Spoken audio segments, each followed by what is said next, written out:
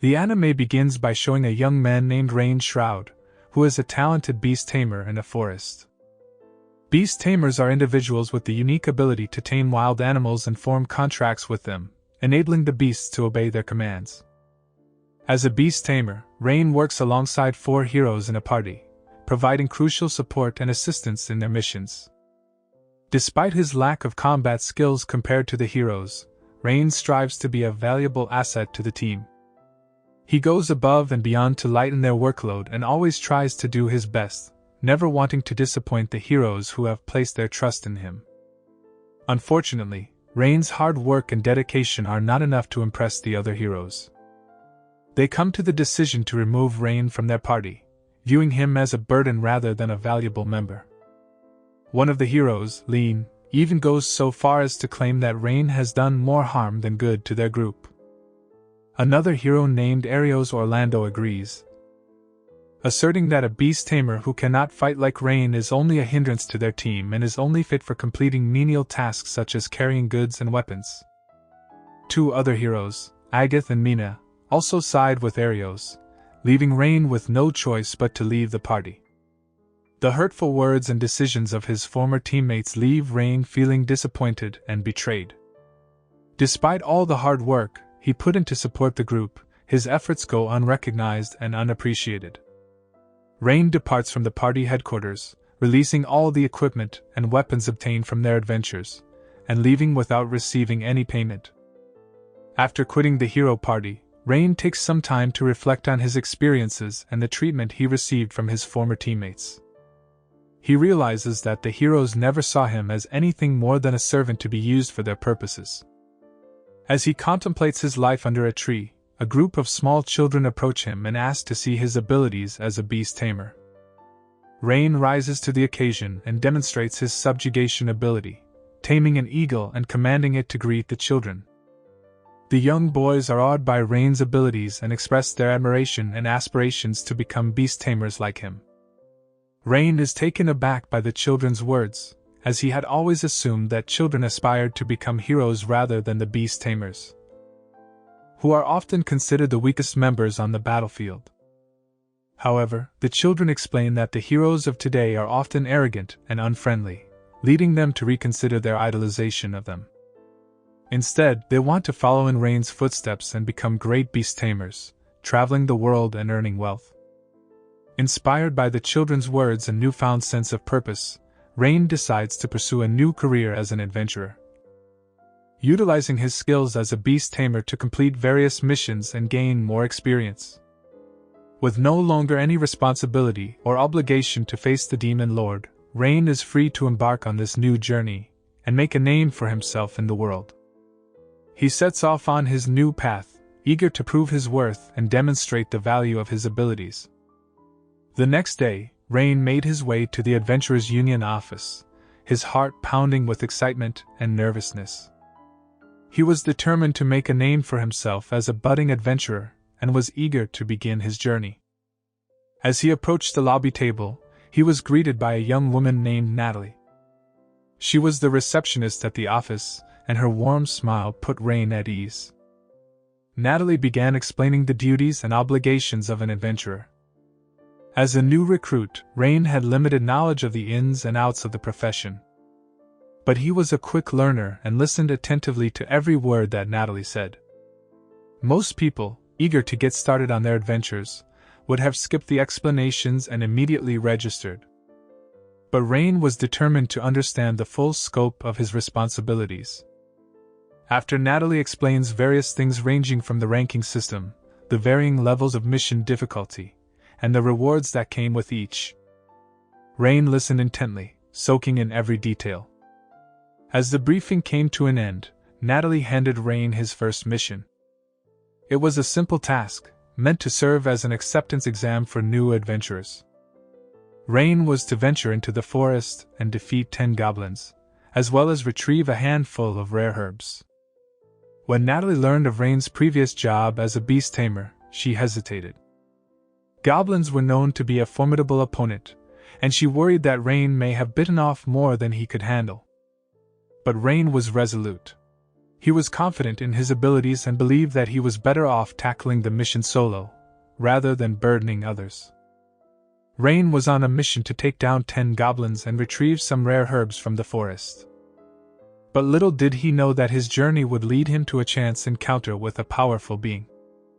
After receiving information about the goblin gathering place from a squirrel, Rein rushed to the location, armed with only his trusty knife. He stealthily took down each goblin, one by one, until he was the last one standing. That's when he heard a cry for help. A young girl was being attacked by a massive black tiger, and Rein knew he had to act fast. He charged toward the tiger, using his knife to distract the beast and give the girl a chance to escape. But the girl was not like any other he had met before. Instead of running away, she leaped into the air and struck down the tiger with a single, effortless blow. Rein looked on in awe, realizing that this girl was a member of the cat race, one of the strongest beings on Earth after the dragon race and the fairy race. Shortly after the tiger was killed, the cat girl named Kanade-a suddenly fell unconscious. Rein soon realized that she was in a state of exhaustion. Without hesitation, he offered her some snacks and watched as she slowly regained her strength and vitality. It was then that Rein realized just how lucky he was to have met Kanade-a. As a member of the cat race, a species that was considered almost extinct and extremely rare in the world, her presence was a true marvel. Kanade grew restless, tired of the monotonous pace of life in her mountain home. She longed for adventure, to see new sights, and meet new people. That's when she stumbled upon Rein. The two quickly hit it off, with Rein regaling Kanade with tales of his travels and the heroes who had once been his companions. But Rein's journey wasn't without its challenges, as he shared the reason behind his departure from the party, and why he now sought to explore the world on his own. As Rein's story came to a close, Kanade was filled with anger toward the heroes who had treated him so poorly. She spoke up, declaring that Rein was a good and strong person who didn't deserve such humiliation. Rein tried to comfort her, gently stroking her head and assuring her that those hardships were now in the past. But Kanade wouldn't have it. Instead, she praised Rein's determination and persistence, and how it could inspire others to stand against their enemies. And with that, she proposed a contract between them, a bond that would keep them connected no matter where their journeys may take them. Despite his initial hesitations, Rein ultimately decided to take Kanade up on her offer.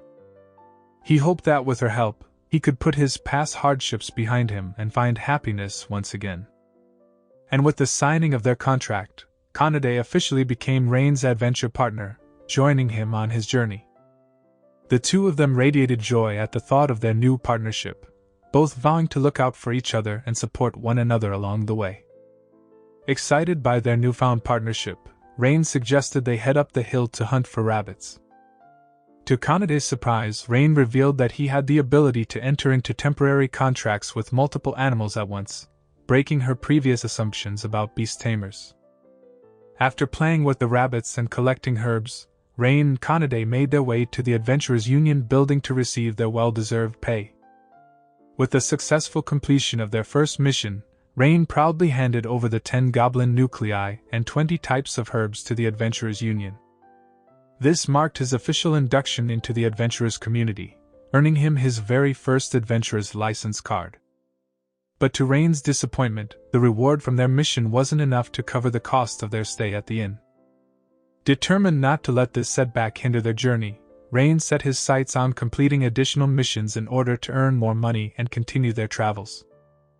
Unfortunately, their newfound success was short-lived, as an adventurous man approached Kanade, attempting to seduce her and convince her to leave Rein's side.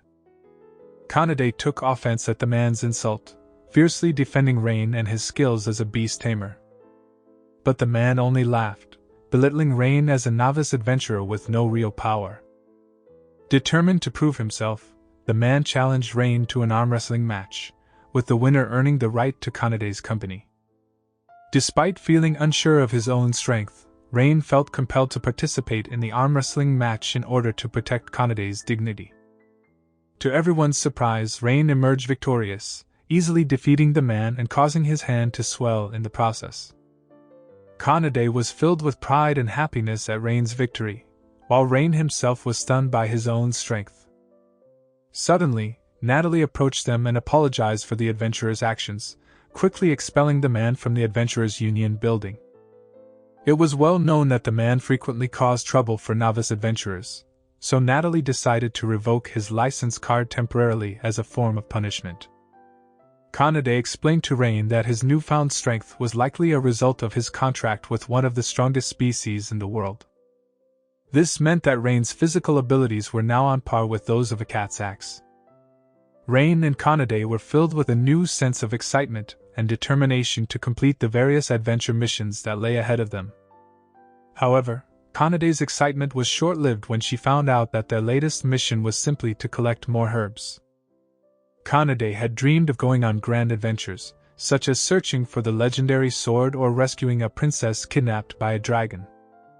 In contrast, Rein approached each mission with a sense of joy and appreciation, realizing that as a novice adventurer, it was important to build his strength and skills before taking on more challenging tasks. Rein worked efficiently and swiftly, using his mastery over the rabbits he had previously tamed. In no time at all, he had procured all of the herbs they needed for their quest. However, Kanade couldn't help feeling a twinge of envy at the bond between Rein and the rabbits. Just as this thought crossed her mind, a scream pierced the air from deep within the forest. Rein and Kanade quickly sprang into action, rushing toward the source of the distress. As they pushed through the underbrush, they stumbled upon a harrowing scene. An elderly man was surrounded by a group of rough-looking bandits, brandishing sharp weapons. The old man's bodyguards had deserted him at the first sight of the menacing band of robbers, leaving him to face the danger alone. Kanade wisely suggested that they seek reinforcements, but Rein was concerned that they would run out of time if they had to return to the city. Without hesitation, Rein bravely stepped forward and asked Kanade to protect the old man while he went to confront the bandits. With a determined look in his eye, Rein charged towards the group of thugs, taking them on one by one. Kanade stood guard over the old man, her attention completely focused on Rein's heroic display. The speed and ferocity of his movements left the bandits completely stunned, and before she knew it, Rein had defeated them all. Kanade was so enamored by Rein's bravery that she barely registered the outcome of the fight. The old man gratefully thanked Rein and Kanade for their assistance, and urged them to leave before the bandits' allies arrived for revenge. He informed them that the group of robbers were members of the infamous 100 Black Fangs and that they would surely come seeking retribution after learning of their defeat. Rein was determined to prevent the Black Fangs from causing harm to anyone else. He decided to track down the gang and bring them to justice. With a sense of purpose in his heart, Rein set off to put an end to the terror inflicted by the Black Fangs once and for all. Rein received information about the Black Fang's hideout from a friendly squirrel, and without hesitation, he set off for the location. However, Kanade was worried about Rein's safety and implored him not to face the dangerous gang alone. Despite her concerns, Rein revealed that he already had a plan in place and was confident in his ability to succeed. As they approached the headquarters of the Black Fangs, Kanade suddenly broke down in tears. She confessed to feeling jealous of the squirrel who always had Rein to rely on, while she felt helpless and powerless. Rein quickly dismissed Kanade's self-doubt and told her that she was the one who had given him strength and courage. With a twinkle in his eye, Rein revealed another of his skills. He tamed a poisonous bee using an insect-taming technique he had learned in his hometown. Kanade was even more amazed at Rein's abilities, as it was rare for a beast tamer to possess two subjugation powers at once. With their plan in place, Rein asked Kanade to go to the city and request reinforcements from the knights, while he would use the bees to subdue the bandits. Kanade quickly set off for the city, leaving Rein to work his magic. Using his insect-taming powers, Rein summoned swarms of bees and contracted with as many poison bees as he could, ready to put the thugs to sleep and capture them all. Meanwhile, Lean and Mina were panting and exhausted after running away from the bandits in the heart of the forest. In a desperate bid to earn extra money, they snuck into the Union building without the knowledge of Agath and Arios and set out on a secret mission. However, their journey was cut short when they were ambushed by a group of dozens of robbers and forced to flee, leaving their possessions behind. Lean scolded Maru, their hired beast, for having deserted them during the attack. Maru replied that as a beast tamer, he was unable to fight, and it was only natural for him to run away first. He also pointed out that Lean, as a hero, should have been able to defeat the robbers with ease. Lean couldn't help but compare Maru to Rein, who used to work as an informant and had the ability to tame dozens of animals at once. Maru was stunned by the news. It was widely believed that attempting to tame more than one beast at a time would result in the tamer's body bursting into flames and exploding. Taming multiple beasts was an incredibly rare feat, and only the most skilled beast tamers could do it. Rein must have been one of the few exceptions. However, Lean wasn't convinced. She saw Maru as a lazy, untalented beast tamer who made up stories to cover her lack of ability. To protect her reputation as a hero, she demanded that Maru confess to completing the mission on her own. Lean and Mina couldn't bear the thought of their names being tarnished by a failed mission, especially one that was caused by a mere group of bandits in the forest. Feeling threatened by their magical powers, Maru was forced to comply with their demands and fled from the scene, tears streaming down her face. Rein had successfully neutralized the Black Fangs using his toxic bees. Just as he was about to hand the criminals over to a group of adventurers led by Kanade-a, a herd of C-class monsters, the king lizards, appeared and attacked. Rein sprang into action, battling the beasts one by one while calling on the other adventurers to evacuate the paralyzed thieves. Thanks to Rein's bravery, the group was able to defeat the monsters and escape the Black Fang's hideout unscathed. The adventurers were all in awe of Rein's skills and relieved that he had made it out safely. This experience was a turning point for Rein. He realized the joy of being appreciated and respected by others, a feeling that had eluded him while he was still a part of the heroes' party. From that day on, Rein was grateful for his departure from the party and the opportunities it brought him. Rein expressed his gratitude to Kanade for changing his life for the better. After their successful mission to take down the Black Fangs, Rein was promoted from Class F to Class E and received substantial rewards. He celebrated his new rank by indulging in luxurious meals and renting an inn for the night. However, the inn only had one room available, forcing Rein and Kanade to share. Rein was nervous about the close quarters, but Kanade had no qualms about sharing a room, especially since the bed was extremely comfortable. Despite his initial hesitation, Rein eventually agreed to share the room with Kanade, grateful for the friendship and support he had found since their first meeting. Kanade encouraged Rein to stay in the room and get some rest. She trusted Rein completely and knew he would never harm her. As Rein drifted off to sleep, Kanade couldn't help but smile at the sincere and kind person he was. Before meeting Rein, Kanade had encountered many rogue adventurers who only sought to exploit her strength as one of the strongest races. But Rein was different. He never showed any malicious intentions toward her, and always treated her with kindness and respect. This was a stark contrast to her experiences with the heroes' party. Kanade made a vow to never leave Rein's side, to be his loyal companion and friend, no matter what challenges they may face in the future. Excited for a new challenge, Rein and Kanade accepted a mission from the Heroes Union to defeat a guard dog on the Stride Bridge. The presence of the dog had frightened many travelers, even though no one had been injured, and the reward for completing the mission was a generous sum of gold. Without delay, the duo set out for the Stride Bridge, ready to take on the fearsome guard dog and restore peace to the area. Rein and Kanade were awestruck as they arrived at the Stride Bridge, connecting the central and southern continents. The stunning scenery left them speechless. But their amazement quickly turned to surprise as they encountered a red dragon, their designated target. Rein, being familiar with the strength of the cat race, was taken aback as the guard dog was actually a dragon, a race known to be much stronger. As the red dragon approached, it transformed into a young woman named Tanya, a member of the dragon race. Tanya explained that she had been training on the bridge, hoping to find the strongest opponent to defeat. However, the misunderstanding and fear of travelers caused her to be mistaken as a guard dog. Tanya's challenge threw Rein and Kanade into action. The half-dragon man had to be defeated in order to banish Tanya from the bridge. Tanya opened with a fiery punch, but Rein nimbly dodged the attack while Kanade was left in a state of panic as her tail burst into flames. The sight of her beloved tail being reduced to ashes was too much for Kanade to bear. Fueled by anger, she launched herself at Tanya with lightning speed, determined to teach her a lesson she wouldn't forget.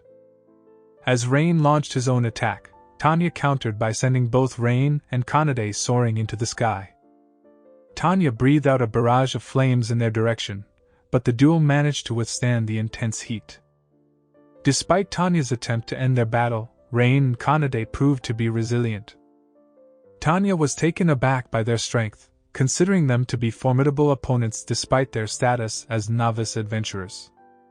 Rein devised a plan to defeat Tanya. He instructed Kanade to hold Tanya off for 3 minutes while he prepared himself. Rein summoned a bird and commanded it to bring a flock of its kind to the battle. Tanya effortlessly disposed of the birds that flew towards her, but little did she know that the birds were carrying a powerful poison. Just a few moments after the birds had left, Tanya suddenly collapsed, paralyzed by the poison. Rein approached Tanya, who lay defeated on the ground. He informed her that the birds were capable of injecting a powerful toxin that could render a person unconscious within minutes. Tanya realized that she had been defeated and conceded to Rein and Kanade. She expected Rein to sell her to other adventurers for a hefty sum, but Rein had a different intention. He simply wanted Tanya to stop causing trouble on the Stride Bridge. With their mission complete, Rein and Kanade brought Tanya to the Union office and reported their success to Natalie. Natalie was curious about Tanya and asked Rein about her identity. To protect Tanya from being discovered as a dragon race, which were hunted by adventurers, Rein was forced to fabricate a lie, claiming that Tanya was an anime cosplay enthusiast. Tanya was about to blow her cover, so Rein and Kanade quickly took her away from the Union office to a safer location. During their journey through the city, Tanya playfully teased the burly adventurers and even proudly showed off her dragon tail to the children, much to Rein's distress. Upon arriving at a secluded area, Rein warned Tanya to keep her identity hidden, as her life was at risk if the adventurers or knights in the city found out she was a member of the dragon race. He suggested that Tanya train in a safe place and stay away from the city, but Tanya refused to be separated from Rein. She begged Rein to let her join their team so that she could continue her training while adventuring. After much consideration, Rein agreed to bring Tanya into their team, much to Kanade's chagrin. Despite her jealousy towards Tanya's flirty behavior towards Rein, Kanade was also forced to accept her as a member of their group. With Tanya officially joining Rein's team, she was able to form a bond with Rein through their contract. Rein, in turn, was grateful to have formed contracts with 2 of the strongest races. The new dynamic of their group promised to bring new challenges and adventures. As evening approached, Arios and the other heroes began to regret expelling Rein from their group. With Rein gone, they were now burdened with all the work he used to handle. Arios planned to invite Rein back to join them on a mission in the heretical forest, but with the intention of ditching Rein again once the mission was complete so they could keep the rewards for themselves. Believing Rein to be easily manipulated, Arios was confident that Rein would accept the offer. That night at the inn, Rein was relegated to sleeping on the floor while Kanade and Tanya fought over the warm mattress next to him. The next day, Rein and his team embarked on a mission to eradicate the slime creatures that had become a nuisance for the townspeople's fields and plantations. The successful completion of this simple task brought Rein relief and joy, as it helped Kanade and Tanya grow closer. Rein decided to utilize his ability to possess a bird in order to locate the gathering place of the slimes, while Tanya and Kanade would stand guard over Rein's sleeping body. Upon discovering the location of the slime herd, Rein and his team promptly made their way there and prepared to launch their attack.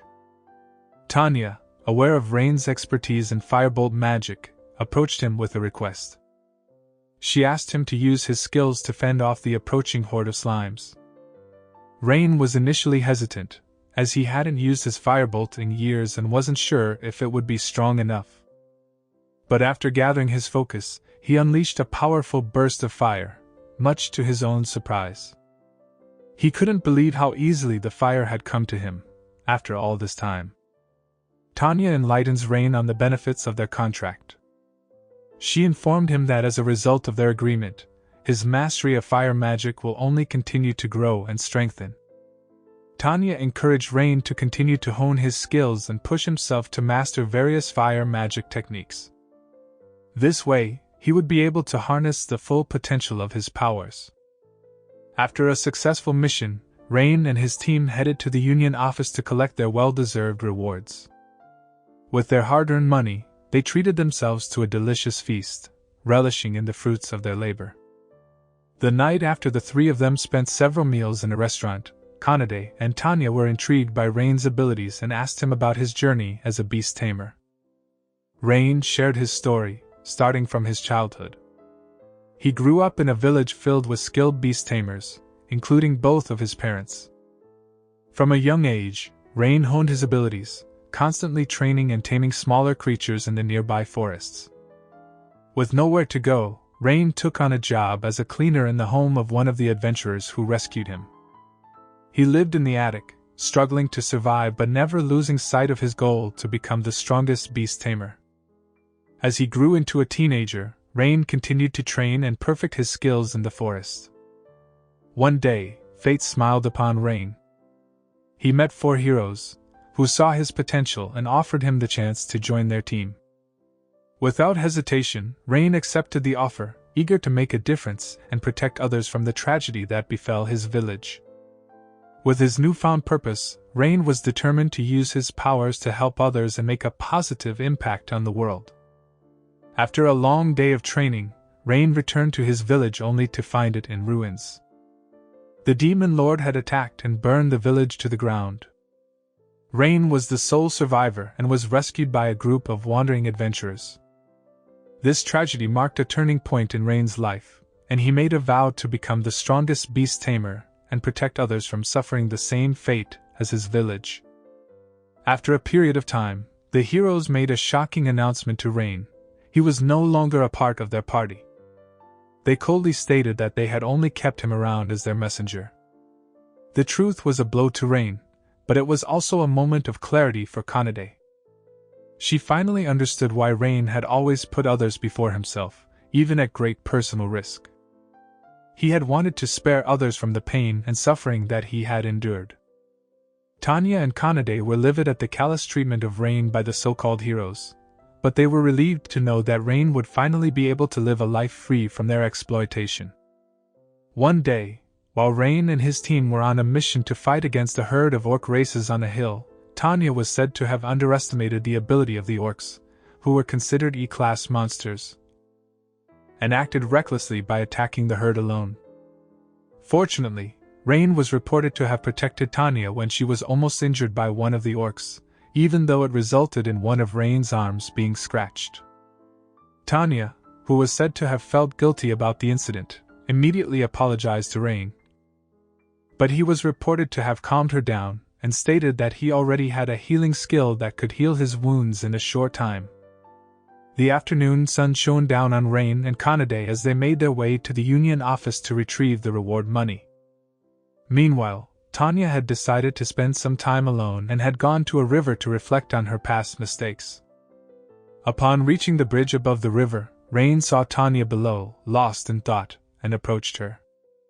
Tanya apologized once again for her careless and reckless behavior, to which Rein responded by gently placing a hand on her shoulder and suggesting that she stop blaming herself and use her mistakes as a lesson for the future. That night, at the inn, Rein attempted to rent an additional room but was informed by the innkeeper that all rooms were occupied. As the rest of the group slept, Tanya lay awake, observing Rein and pondering his kind nature. The following day, as Rein and his team were setting out on a mission in the middle of the forest, they stumbled upon the 4 heroes who had once cast Rein aside. Despite his disappointment, Rein intended to leave without acknowledging them but was stopped by Arios. Arios urged Rein to greet the heroes and make amends, as he realized it was he and the other heroes who should regret their broken friendship for accepting someone as useless as Rein into their group. Tanya and Kanade were incensed by Arios' disrespectful words towards their master and demanded that he show proper respect. The heroes were taken aback, for they did not expect a weak man like Rein to have won the loyalty of two powerful creatures, a cat and a dragon. Rein, not wanting to waste time with their self-serving motives, asked Arios directly what it was he wanted.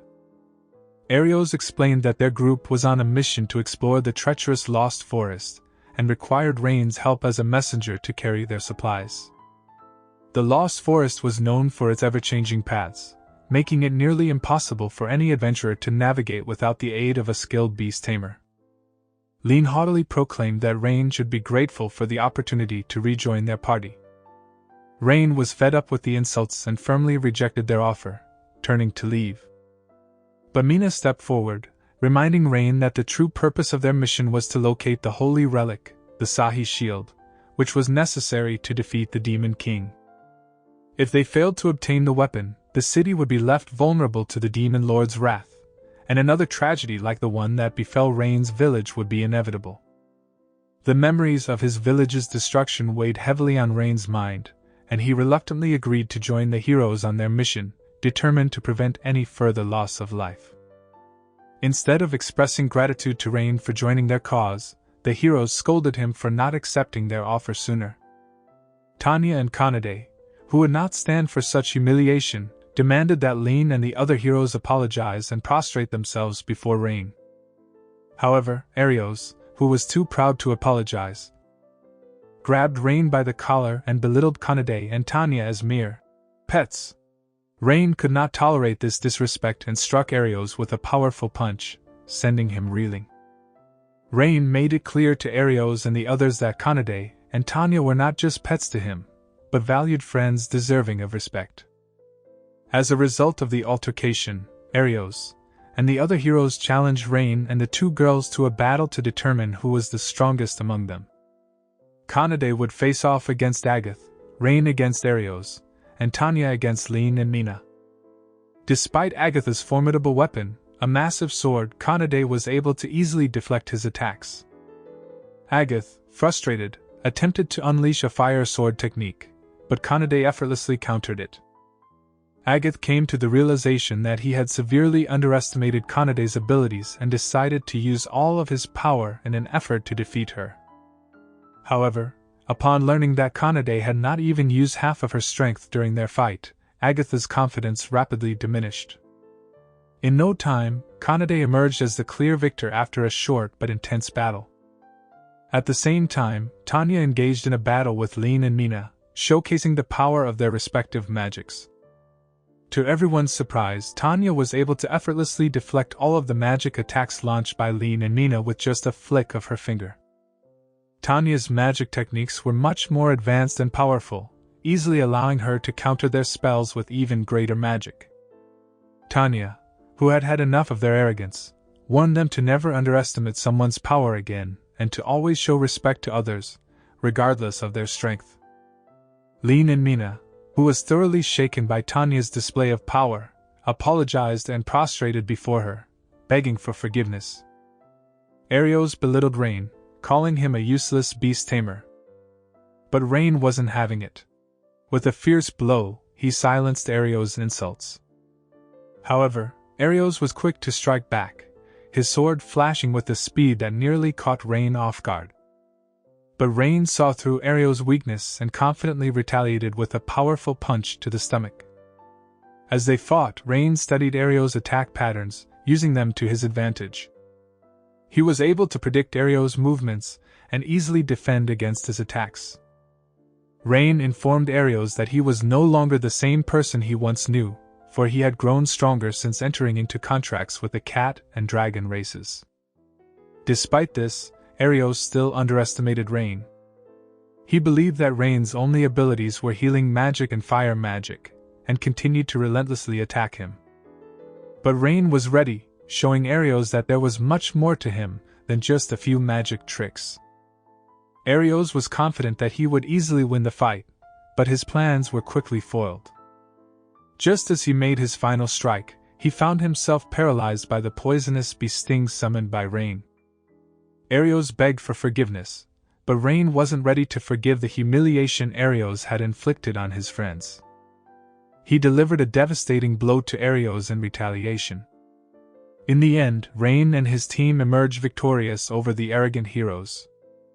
The defeated heroes were forced to humble themselves, apologizing for their past mistakes and transgressions.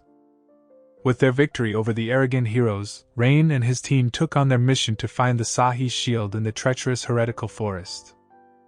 Armed with a map provided by Arios, they set off on their journey, despite the fact that none of them had ever been to the forest before. As they made their way through the dense trees and overgrown vegetation, Rein used his magic to possess the body of a bird, soaring above the canopy to search for the best route. He soon discovered the path that would lead them to the heart of the forest. Returning to his own body, Rein led the team along the path he had found. But their journey took a strange turn when they found themselves repeatedly lost and ending up at the same place over and over. Tanya noticed that there was an illusion spell at work, and she knew she had to do something about it. She used her light magic to break the illusion and guide them to the source of the magic. As they continued their journey, they came across a massive tree, the source of the illusion spell. Tanya didn't want to damage the tree, but time was running out and they had no other choice. Just as Kanade-a was about to strike the tree with a powerful punch, she heard a voice coming from within the tree. To their surprise, they discovered that the tree was inhabited by several female elves. Rein was taken aback when he came face to face with the fairy, a race known for their powerful magic abilities and said to have disappeared 200 years ago. The fairies were known to view humans as enemies and were rumored to retreat to remote forests and mountains to avoid them. As Rein approached the fairy girl, she scowled and drove him away, ready to unleash a magical attack. Quick on his feet, Rein and his team fled the scene, seeking refuge as they tried to devise a strategy for approaching the elusive creature. Kanade-a was puzzled by the fairy's behavior. Fairies were typically friendly to outsiders and visitors, which made her suspect that this particular fairy had not yet come to terms with the arrival of Rein and his human companions. However, Rein had a different theory. He believed that the fairy was hiding something from them and possibly working with the monsters to protect the Sahi shield. Tanya proposed a plan where she would distract the fairy while Kanade-a would head to the illusion tree to destroy it. But Rein rejected the idea, feeling that violence would only worsen the situation. Instead, he decided to try and communicate with the fairy, to uncover the truth behind their sudden hostile behavior. After all, their mission in the forest was not to harm the fairies but to find out what was going on. Rein was confident that through open communication, they could better understand the situation and find a peaceful solution. As Rein returned to the illusion tree, he tried to initiate a conversation with the fairy girl. He was willing to let her attack him, as long as she didn't harm his friends. To his surprise, the girl, named Sora, unleashed a magic arrow toward him. But Rein stood his ground, not dodging the attack. When Kanade and Tanya rushed to protect him, Sora quickly cancelled the spell, not wanting to hurt them. Tanya and Kanade took the opportunity to explain to Sora that Rein was a kind-hearted human who always helped those in need without any ulterior motives. Their words appeared to have an effect on Sora, who approached Rein and introduced herself. They finally began to talk, and Sora revealed that the fairies had created the barrier magic in the forest to protect their hidden village. Rein informed Sora of the purpose of their visit, which was to find the Sahi shield for use as a weapon against the demon lord. To Rein's surprise, Sora presented the sacred weapon to him, saying that arrangements had been made with the monsters for its delivery to the heroes. As they set off towards the city center, Rein felt a sense that something was troubling Sora and turned back to inquire about her well-being. Expressing his concern and offering his assistance if needed, Sora thanked him for his kindness, and they continued on their journey, carrying the Sahi shield and with a deeper understanding of the fairy race. Sora revealed to Rein and his companions that she had a twin sister named Runa and that they were tasked with guarding the illusory tree. However, a recent encounter with the Shadow Knights, an army of demon kings, had resulted in Runa being taken captive. Sora expressed her fear for her sister's well-being, given the known brutality of the Shadow Knights. Rein and his companions listened with empathy and offered to help rescue Runa. Sora was overwhelmed with gratitude, as she couldn't imagine a human being willing to aid a fairy in need.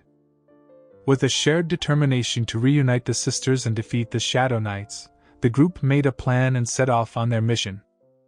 They learned that Sora and Runa had tried to defend themselves against the Shadow Knights using their magic power. However, the Shadow Knights were too powerful and Runa was ultimately captured. Rein informed the group that the Shadow Knights were known to be C-class monsters with formidable magic power and immunity to magic attacks, thus making physical attacks the only way to defeat them. Sora reveals that the Shadow Knights were holding Runa hostage in order to force her to eliminate the protective magic of the fairy village, allowing the Demon Lord's army to destroy one of the strongest races on Earth. However, Sora was unwilling to put the safety of the fairies at risk, and so fled to seek help from the village chief. Unfortunately, the village chief chose not to engage in battle against the Demon Lord's army, sacrificing Sora's sister for the sake of the entire fairy nation's safety. This weighed heavily on Sora, who still felt guilty for what had happened to Runa. Upon hearing her story, Rein made a promise to help her save Runa without putting the fairies in danger. Rein and his team set out to the Shadow Knight's lair, leaving Sora behind at the illusion tree with the other fairies. As soon as they arrive, they find Runa unconscious and hanging from a tree, bound and helpless. Without hesitation, Rein and his team launch a coordinated attack on the Shadow Knight. Rein uses a blazing fire blast to distract their enemy, while Kanade-a delivers a flurry of powerful kicks. Just as the Shadow Knight was about to strike, Tanya swiftly flew to Runa's rescue, intercepting the attack and saving her. Rein instructed Tanya to free Runa and take her to safety while he and Kanade faced the Shadow Knight alone. Enraged by the turn of events, the Shadow Knight unleashed a powerful lightning slash and a whirlwind, putting Rein in grave peril. Realizing the dangerous situation, Rein devised a plan. He asked Kanade to engage the Shadow Knight, buying him time to execute his next move. Rein summoned a swarm of bees to disrupt the Shadow Knight's focus and disrupt the vortex, creating an opportunity for Kanade to strike. Rein's plan was a success, and he boosted Kanade's strength and speed with his skill booster. With her newfound power, Kanade was able to defeat the Shadow Knight with a single, powerful strike. She looked overjoyed with her victory, proud of what she had accomplished. Rein explained that as a beast tamer, he was able to strengthen the familiar or beast he had conquered, allowing them to reach their full potential. After the battle, Tanya praised Rein's rare and valuable booster ability. Kanade danced in excitement, reveling in their hard-won victory. Just then, Runa stirred and awoke from her slumber. She asked who Rein was, her confusion evident. Rein gently explained that he was a friend sent by Sora to save her, and that her sister had never truly left her side. With Runa safely returned, Sora welcomed her back with open arms and a flood of emotions. She thanked Rein for his help in saving her sister, and Rein beamed with joy at the reunion of the two sisters. He couldn't help but notice the stark contrast between their personalities. While Sora was shy and reserved, Runa was open and straightforward. Despite their differences, the two sisters were incredibly close, and Rein was glad to have played a role in bringing them back together. After the reunion, Sora and Runa made the decision to join Rein's party and leave behind the fairy village that had neglected their safety. Rein initially had doubts about whether he could form a contract with the two fairies, as their magic structures were quite different from those of other races.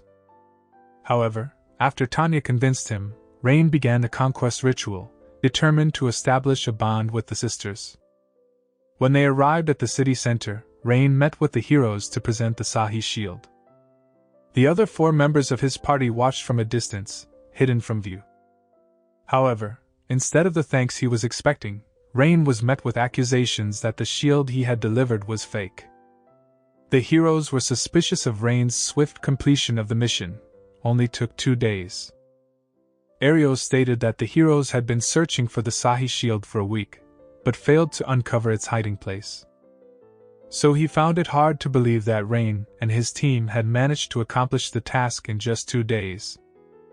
However, Mina decided to verify the shield's authenticity using her light magic. To everyone's surprise, Mina confirmed that the shield Rein was carrying was indeed the real deal. Lean and Agath were shocked by this revelation and could not believe that Rein had successfully completed the mission. Arios then questioned Rein about the 2 new members of his team, but Rein decided not to reveal their true identities. Instead, he quickly asked Arios to pay him for the completed mission. Before Rein left, Agath approached him and asked him to reconsider rejoining their group of heroes, saying that they were like friends and to put the past behind them.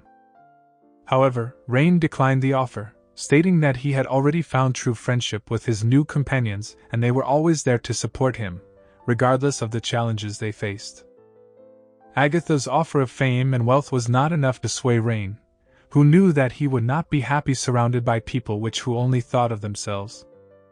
Rein preferred to stick to his own principles, even if it meant a harder road ahead. Lean expressed frustration at Rein's rejection, while Mina speculated that Rein was only interested in wealth and success. Without wanting to bear the responsibilities that came with being a hero's descendant. Arios was also consumed by anger towards Rein, who had once embarrassed him in front of his peers as a hero. Ironically, it was Arios himself who had been the frequent instigator of such humiliation toward others. With each pounding fist against the table, Arios made a vow to himself that he would not rest until Rein and his companions were destroyed. The following day, as Rein conversed with Sora and Runa under a tree, they asked him why the Demon King could only be defeated by the heroes. Rein explained that during a time when demons lords and their armies were terrorizing humanity, heroes had made a pact with the gods to gain powers that would help them defeat the Demon King and end his reign of terror. It was said that only the descendants of these heroes possessed the necessary strength to defeat the Demon King, leading many to believe that only a hero could end his rule. Rein sighed, lamenting the state of heroes in recent times. He spoke of how the current generation of heroes was often arrogant and self-centered, whereas heroes of previous generations had been driven by strong ambitions and a genuine desire to protect others. Sora also inquired if someone like Rein, who was a skilled beast tamer, could be considered a hero. Rein admitted that he himself was uncertain, but Tanya and Kanade had always held the belief that a strong individual like Rein was destined for greatness, such as defeating the Demon King. While the thought wasn't unpleasant to Rein, he knew that defeating the Demon King was not a task to be taken lightly. It was a mission that required extraordinary strength, as it entailed the safety and lives of many people. Rein acknowledged that he still had a long way to go in terms of training and development before he could bear such a heavy responsibility. The next day, Rein gathered the girls for breakfast and shared his plans to purchase new supplies, armor, and weapons with the money they had earned. Later that afternoon, they headed to the city center to do some shopping. However, their shopping trip took an unexpected turn when they stumbled upon 2 men who recognized Tanya from a previous encounter on the Stride Bridge. The men greeted Tanya with respect and promised to become stronger so they could challenge her again. As they continued their shopping, a group of children approached Rein and complimented him on his beautiful new wife, referring to Sora. The comment made Sora blush with embarrassment, but Runa was quick to jump in, eager to prove her strength by claiming she was from the strongest race on Earth. Rein and Sora acted quickly to silence Runa, not wanting her true identity to be revealed to the public. Upon reaching the dwarf-run weaponry store, Rein and his group started browsing the selection of weapons and armor. Although the quality of the merchandise was renowned, the dwarf running the store had a surly demeanor and was unfriendly to customers. As Rein was selecting swords, Runa suggested he consider using a whip as his main weapon, since it would suit his skills as a beast tamer. However, Rein opted for a sharp and shiny dagger, reasoning that it would be more effective in close combat. Just as they were about to leave, a young man entered the store with a bag of silver coins. He demanded the best weapon in the shop, and the dwarf obliged, handing him a sword without a second thought. The young man snatched the sword and took off, leaving Rein and the others to continue their shopping. Intrigued, Rein approached the dwarf, Stroff, and asked about the sword he had just sold. He mentioned that it didn't seem like the best sword in the store, especially considering its ordinary appearance. Stroff chuckled at Rein's astute observation and praised him for having a sharp eye despite being a beginner adventurer. Stroff admitted that the sword he had sold was indeed a weapon he had made carelessly, but he always offered a fair price that reflected its quality. He then went on to explain that the store's true treasure, the best sword of the highest quality, was kept on a closed shelf and only offered to the hero or adventurer who truly deserved it. This was because he was tired of seeing novice adventurers making hasty and ill-informed decisions when choosing their weapons. Stroff had witnessed many adventurers discarding their swords after they acquired wealth to buy newer, fancier weapons. This never sat well with Stroff, who crafted each sword with care and precision. He yearned to gift his swords to those who held respect and loyalty for their weapons. Rein and Tanya, two adventurers, were in awe of Stroff's unwavering principles. They too believed in valuing the importance of one's weapons and held great admiration for Stroff's convictions. Intrigued by Rein's apparent knowledge of sword quality, Stroff approached the duo and asked how Rein was able to determine the worth of a sword so easily. Rein explained that he honed his expertise by observing the battles of skilled heroes, taking note of the advantages their weapons provided. Impressed by Rein's insight, Stroff made a promise to craft a weapon that would be the perfect match for Rein's strength and abilities. However, Stroff also revealed that the process would require more time as the necessary materials had become scarce and would need to be acquired before the weapon could be forged. As Rein and his team entered the Adventurers Union office, they were taken aback by the unusual commotion and overcrowded atmosphere. Natalie informed them that a renowned hero party was currently recruiting new members for their group, and many adventurers were eager to join, disregarding what role they would play. As long as they could attain fame and glory in the mission to defeat the Demon Lord. Natalie, curious about the two new members accompanying Rein, asked about them. Runa, in her usual blunt manner, revealed that she had a closer relationship with Tanya and Kanade-a, leaving Natalie and Rein stunned. Sora quickly scolded Runa for almost getting Rein into trouble with her loose tongue.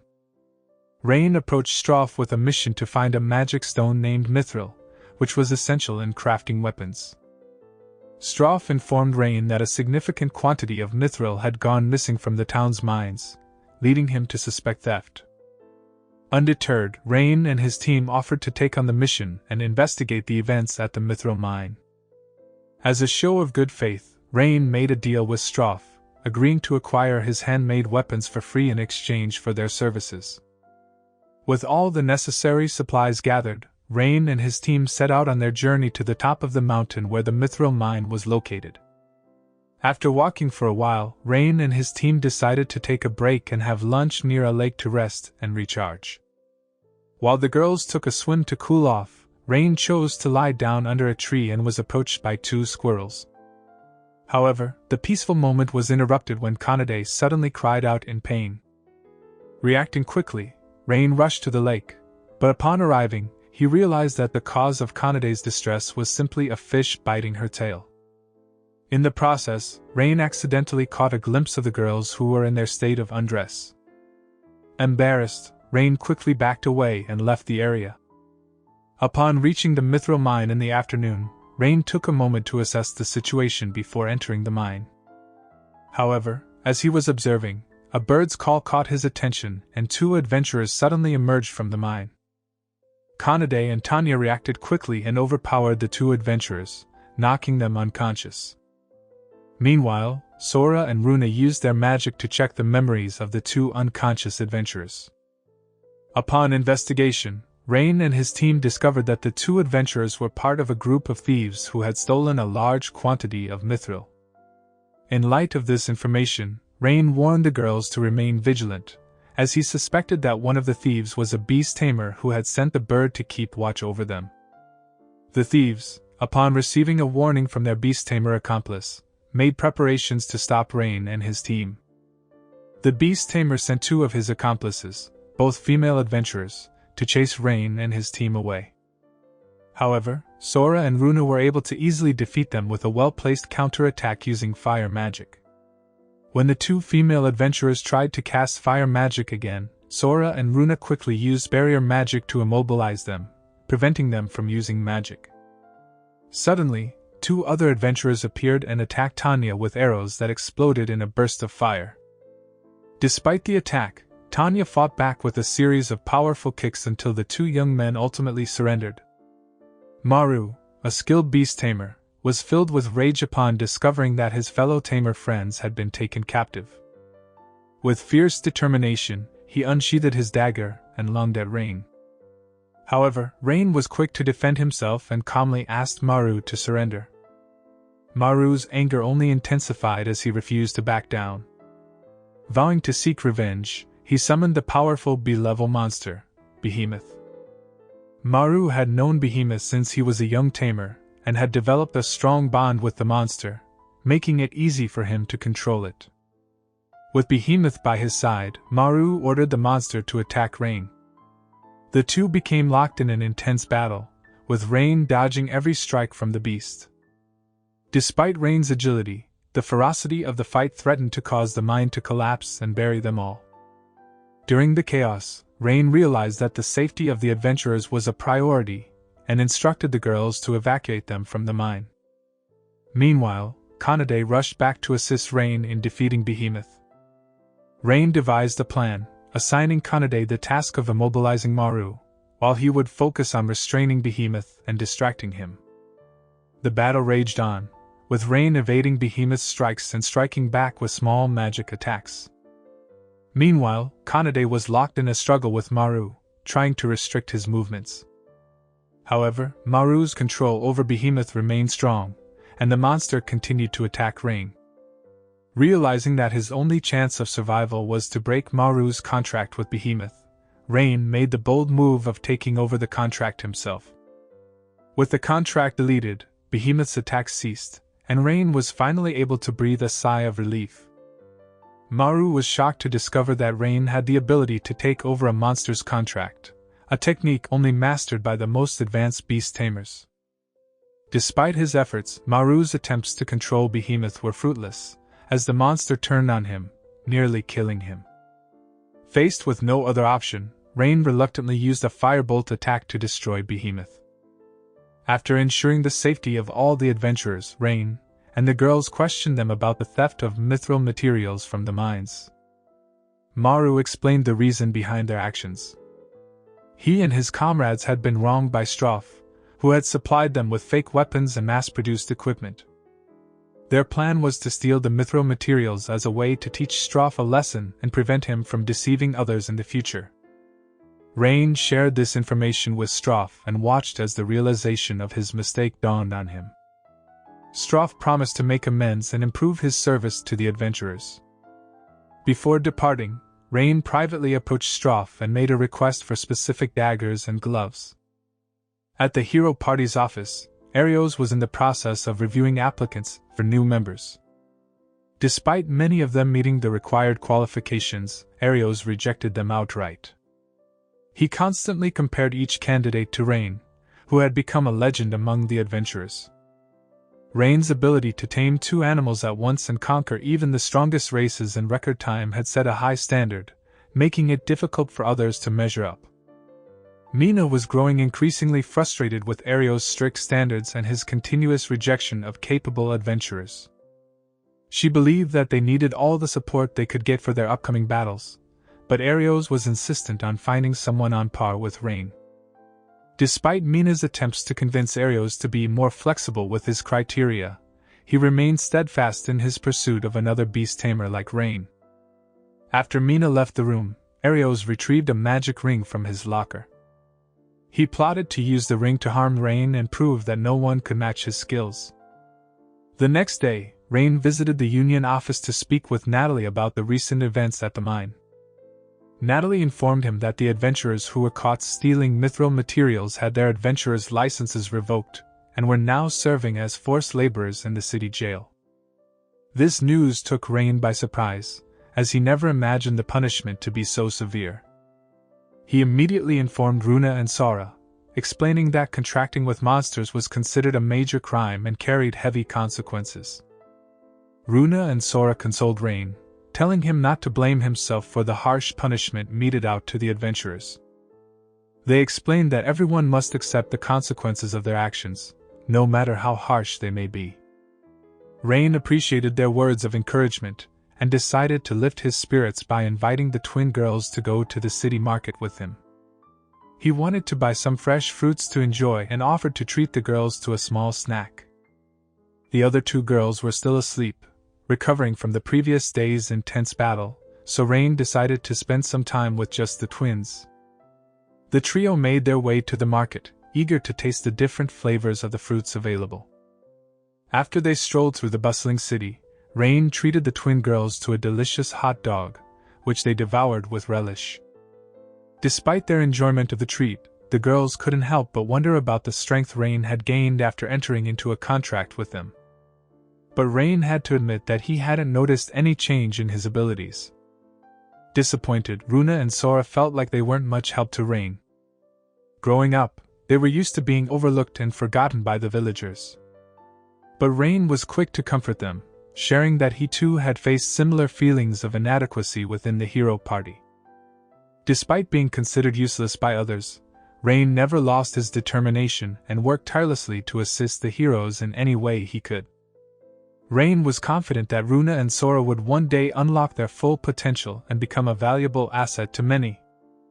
This encouragement brought a smile back to the girls' faces, and they set off, eager to find lunch and continue their day. However, their plans were interrupted when they crossed paths with Edgar, a wealthy young man and the sole heir to the throne of Horizon City. Edgar sought to make the twin girls his partners, but when they declined, he resorted to force. He ordered his men to capture Rein, Runa, and Sora. Rein refused to let this happen and sprang into action, single-handedly taking down Edgar's men. The situation took a dangerous turn when Edgar threatened to harm the innocent residents of the city if Rein did not surrender the twin girls. The cunning young man ordered his men to point their weapons at the defenseless civilians, putting Rein in a difficult position. Luckily, Rein possessed a unique ability, the power to launch fireballs from multiple directions at once. With this, he was able to fend off Edgar's men and protect himself, Runa, and Sora. The citizens cheered and praised Rein for his bravery, while Edgar slunk away in defeat and embarrassment. As they made their way back to the inn, a hooded old woman approached Rein and warned him to leave Horizon City as soon as possible. The rulers of the city would not take kindly to the humiliation of their child and the defeat of their army at Rein's hands. Rein and the twin girls retreated to the safety of the inn, where they related the events of the market to the old woman. She revealed that Edgar was known for forcibly kidnapping and enslaving young girls, using them as either comfort women or servants. Rein became suspicious that Edgar's father had bribed the town's knights to overlook his son's abusive behavior. Tanya and Kanade suggested that Rein investigate the matter and gather evidence to expose Edgar's crimes to the public. The two girls, along with Runa and Sora, promised to stand by Rein's side and support him in his mission to save the townspeople from the tyranny of their rulers. Rein was initially unsure about the plan, as he lacked the authority and power of a hero. Tanya, however, was able to convince him and assure him that they would solve the case together. That evening, Edgar met with his father at the city government office. Arzak, who had always indulged and catered to Edgar's every whim, gave a knight commander named Striga the task of investigating Rein. He also handed over a bag of gold as a reward. That night, as Edgar reflected on the events that led to his humiliation, he became increasingly angry and took out his frustration on an innocent young girl. The next day, Rein and the two twin girls went to the town's knight headquarters to report Edgar's alleged violence and abuse.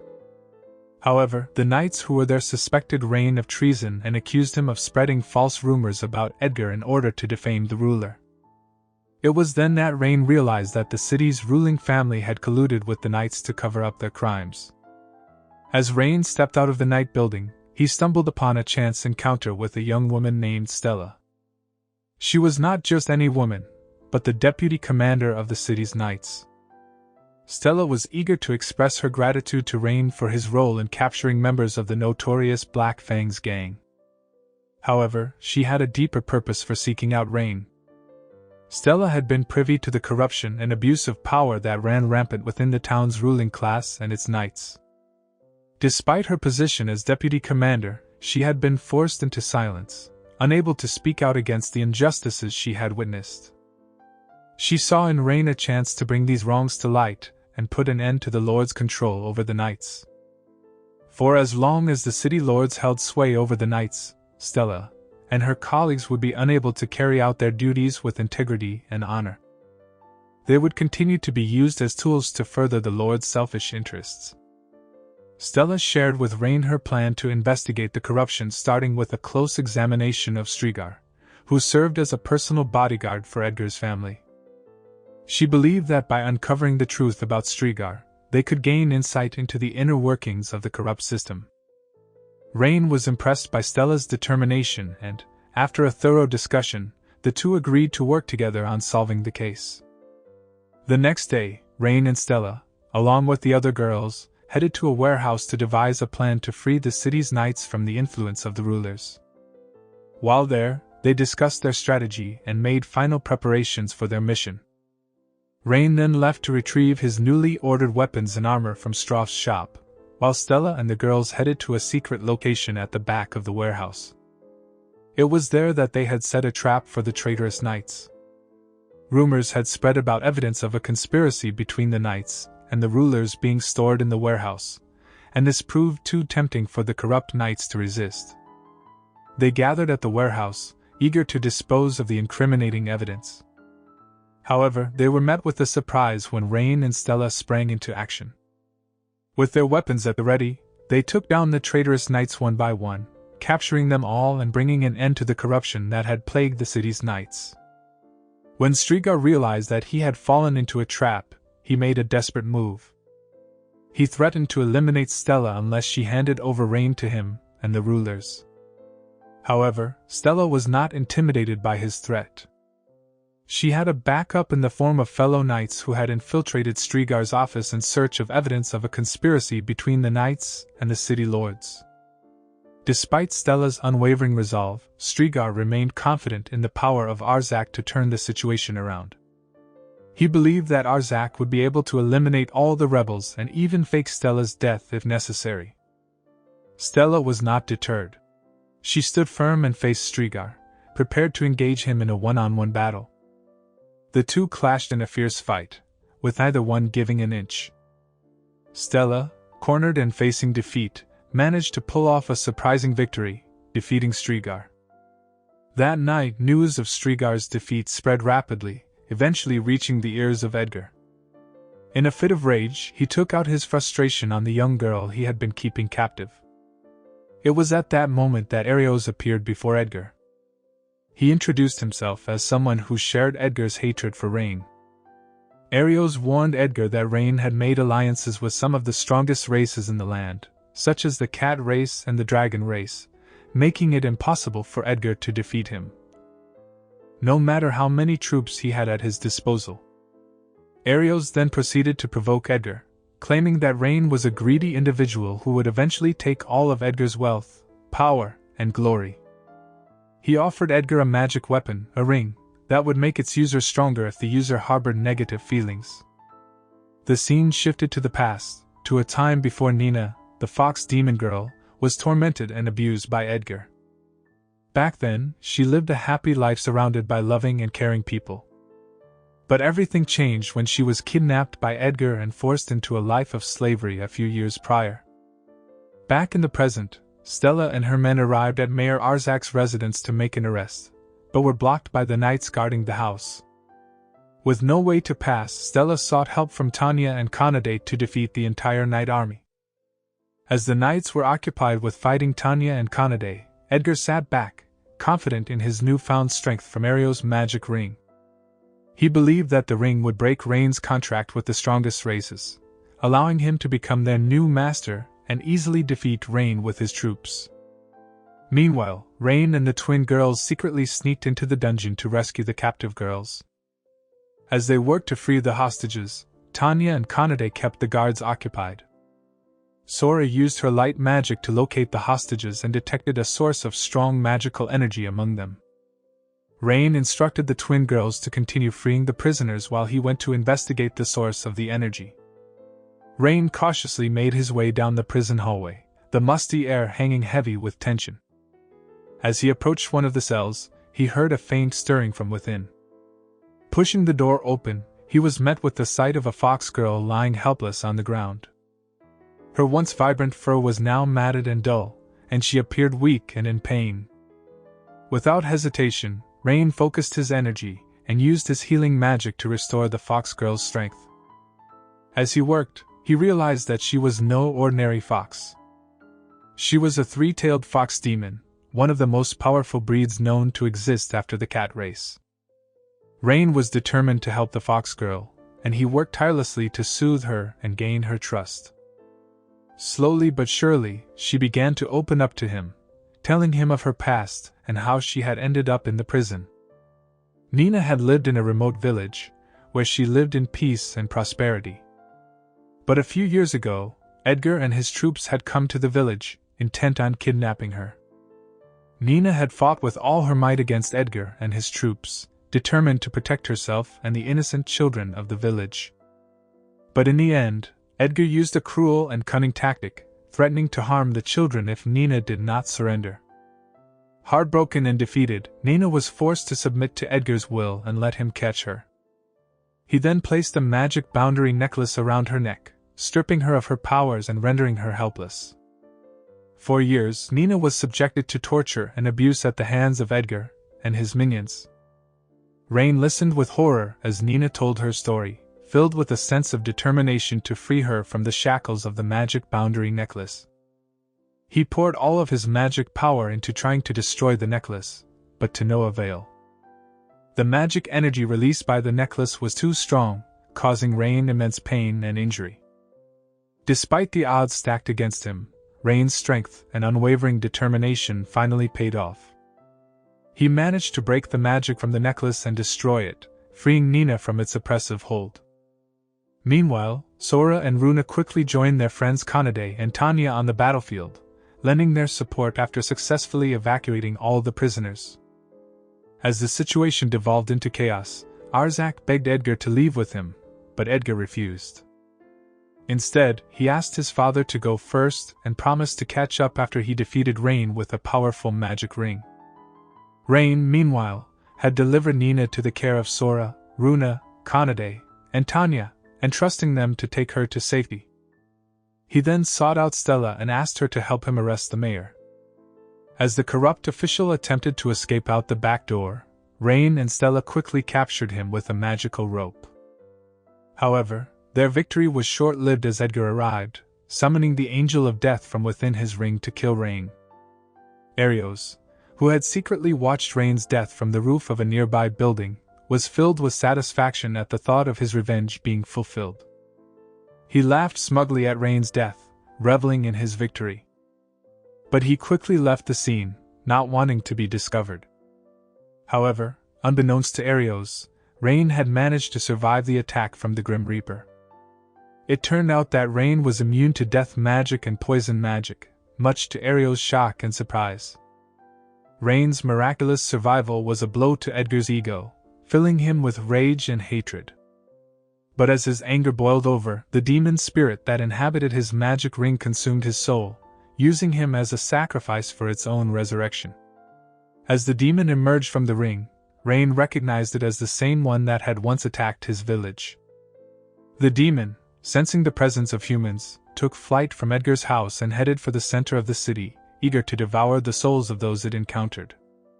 Rein was initially filled with doubt about his ability to defeat the demon, but the unwavering support of his friends gave him the confidence he needed to face the challenge head-on. With his friends by his side, Rein felt a newfound sense of determination. He knew that together, they could overcome the demon and save the townspeople from its wrath. Rein rallied his team and devised a plan to take down the menacing demon terrorizing the city. He asked Nina to stay behind with Stella at Edgar's house while he and the rest of the girls ventured downtown to face the demon head-on. As they approached the center of the city, they saw the destruction the demon had caused, buildings reduced to rubble and citizens cowering in fear. The demon was quick to summon his minions, but Tanya and her friends were ready. With their combined powers, they made quick work of the troops and pushed forward. However, the battle wasn't without its casualties. Kanade-a was injured by a demon's attack and Tanya sprang into action. Fueled by determination and the desire to protect her friend, Tanya unleashed a powerful burst of fire toward the demon. Meanwhile, Sora and Runa tended to Kanade-a, using their healing magic to keep her safe. With Tanya blown back by the demon's attack, the situation seemed dire. But Rein and the twin girls were quick to act, using their binding magic to resist the demon's fiery onslaught. Tanya and Kanade-a, now fueled with booster magic from Rein, retaliated with a fierce follow-up attack. The demon, feeling cornered, summoned an army of troops greater than ever before. The city of Horizon was on the brink of destruction, but Sora and Runa were not about to give up. Using their teleportation magic, they worked to evacuate the entire town to safety. Rein, meanwhile, prepared to unleash a powerful attack technique he had never used before. On the other hand, Arios and the rest of the heroes stayed inside their headquarters while the city was in crisis. Despite the danger and chaos, Arios refused to join the fight. He only wanted to battle the demon lord and considered the demons attacking the city to be mere middle-class minions. Agatha and Mina tried to convince Arios to lend a hand and save the townspeople, who were in desperate need of help. They argued that every life was valuable and that they had a responsibility to protect the innocent. But Arios remained steadfast in his refusal to fight, stubbornly insisting that he would only engage in battle against the demon lord. As the situation in the city became direr, Sora and Runa went to Stella and the Night Army to ask for their help. They requested that they gather all the townspeople to one location so that the twin girls could evacuate them using teleportation magic. Once all the citizens had gathered, Sora and Runa asked them to step into the teleportation magic circle. However, the townspeople were hesitant. The fairy race had a reputation for hating humans, and the townspeople didn't trust them. Despite the townspeople's initial reluctance, a hot dog merchant and a young girl who knew both Sora and Runa stepped forward to help. Through their efforts, they were able to convince the citizens to enter the teleportation magic circle. Just as Runa and Sora were about to transport the townspeople to safety, an army of demons approached. The townspeople panicked, unsure of what to do. Rein, Kanade-a, and Tanya continued to fight against the demons that had spread throughout the city. Fortunately, they received help from some of the adventurers who were in the area. These adventurers joined forces with Rein and the girls, and together they defeated the remaining demons that were still wreaking havoc in the city. Natalie, who had learned that the hero party would not intervene, had also gathered all the remaining adventurers to help fight against the demon army. She was determined to protect the city, no matter what. Stroff, the blacksmith, also contributed to the effort. He provided the army of adventurers with a sword made of mithril, which made the adventurers even more eager to defend the city. Meanwhile, at the evacuation point, Sora continued the evacuation process on her own. She worked tirelessly to transport as many townspeople as possible to safety. Meanwhile, Runa and Stella stayed behind to defend against the approaching demon troops. As Rein, Kanade-a, and Tanya searched for a way to defeat the demon army in the sky, they found themselves facing a dilemma. Tanya, who could have flown into battle in her dragon form, was unable to do so due to the high risk of becoming an easy target for the demons. But just as they were about to lose hope, a figure appeared before them. It was Nina, a fox demon, and she offered to help in their battle against the demons. Kanade and Tanya remembered Nina's unique ability to teleport short distances and saw it as a solution to their problem. They suggested that Rein use Nina's power to approach the giant demon, while they held off the demon army on the ground. Rein took their advice and sprinted towards the giant demon with lightning speed. Rein crept towards the demon, his heart racing. He activated a skill booster, enhancing his abilities, and cast a spell of binding magic, trapping the demon. The demon roared in fury, but Rein stood firm, unleashing a barrage of magic attacks until the demon was finally destroyed. After a grueling all-out battle, Rein and his team emerged victorious as the sun rose triumphantly in the east. 3 days after the chaos erupted, the city rallied together to rebuild and heal. Stella was officially named the city's Knight Commander, tasked with restoring order and ensuring the safety of its citizens. Meanwhile, Arkaz and his accomplices, who had betrayed their duties as knights, were to be imprisoned for their crimes. Nina, left without a home, stayed with Rein as Stella searched for her family. The following day, Nina made the decision to join Rein's team, eager to enter into a contract as one of Rein's familiars and accompany him on his battles. In the afternoon, when Rein and his team visited the Adventurers Union office, they were greeted with exciting news. Rein had been promoted to a C-class adventurer. This was a surprising accomplishment, as typically only E-class adventurers can rise to the rank of D. But Natalie explained that Rein's heroic actions in saving Horizon City had earned him the recommendation for the promotion from Stella and other fellow adventurers. Rein was overwhelmed with gratitude for the recognition of his efforts. Upon hearing that Rein would also receive a substantial reward, the girls were overjoyed and asked Rein to treat them to a delicious dinner. Rein happily agreed and also suggested that they rent a larger inn to accommodate the growing team.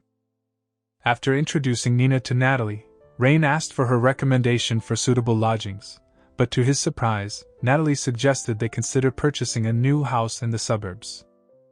The girls eagerly concurred with the idea and Rein set out to find the perfect home for their growing team. After viewing several houses and taking into account various factors, Rein and his team finally settled on a luxurious house with a spacious yard. Rein was curious as to why Natalie hadn't mentioned this particular house earlier, and she sheepishly admitted that it was haunted by a mischievous ghost who liked to tamper with the water temperature, causing clothes to become dirty, and move objects around in the bedrooms. As Rein and his team explored their new home, strange occurrences began to take place. The sofa in the living room shifted on its own and the central light flickered. Suddenly, the window burst open, letting in a gust of wind. Then, they heard the ghostly moans of a servant girl who was said to haunt the house. Despite these eerie happenings, Rein and his team were determined to make the house their own, and they set out to find a way to peacefully coexist with its ghostly resident. Thankfully, with the girl's persistence and Kanade-a's feline abilities, they were able to capture the ghost of the servant, Tina Holy. Tina revealed that she had died 30 years prior while serving in another city, falling victim to a sadistic mistress who enjoyed hurting and torturing young girls. Upon hearing Tina's story, Rein and his team were moved and decided to allow Tina to stay in the house as its protector. They felt grateful to have Tina as part of their new home, as she had helped them secure the mansion at a relatively cheap price. After officially becoming the owner of the mansion, Rein was praised by Natalie for his ability to pacify the ghostly resident. Tina, along with the twin girls, began their preparation for a celebratory dinner as they settled into their new home. Meanwhile, Tanya and Kanade were busy planning a grand celebration for their arrival. The following day, Arios and the 3 heroes sought the assistance of the merchants in obtaining supplies for their journey, but their request was met with insults and refusal. The merchants deemed the heroes worthless, reminding them of their failure in protecting the city from the demons. The insults only fueled Arios' anger, leading him to storm out of the market with a newfound determination to seek revenge and defeat Rein once again. Later that evening, Rein and the girls gathered around the table for a feast of scrumptious dishes, courtesy of Tina and the twin girls. Nina expressed her gratitude to Rein for freeing her from her loneliness. The conversation prompted Rein to reminisce about the past, and the pain he felt from losing his family, and being exiled by the heroes. But in the presence of the girls, Rein felt his wounds heal and his sorrow lift. Their unwavering loyalty and companionship provided solace and comfort, filling his heart with warmth and happiness. The moral that can be learned from this anime is that true strength comes from the love and support of those who surround you. The good deeds you perform will return to you manifold, bringing happiness and fulfillment to your life.